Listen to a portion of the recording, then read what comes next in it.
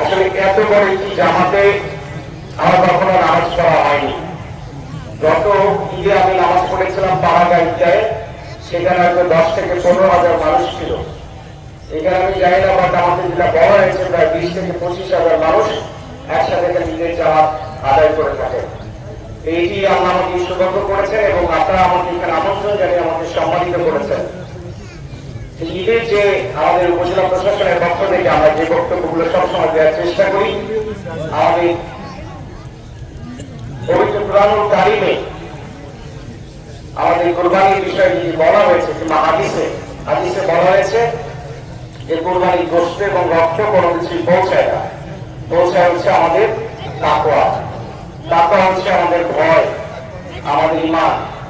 সেগুলোর জন্য আমাদের মূলত কুরবানির যে মূল শিক্ষাটা, আমরা যারা মাদ্রাসায় পড়াশোনা করি, আমরা যারা মেইন স্ট্রিমে যে শিক্ষা ব্যবস্থায় পড়াশোনা করেছি, তার একটি বিষয় আমরা সবসময় অনুধাবন করি, আমরা যেটা জানার চেষ্টা করেছি যে কোরবানি হচ্ছে আপনার আত্মত্যাগ, আত্মশুদ্ধি।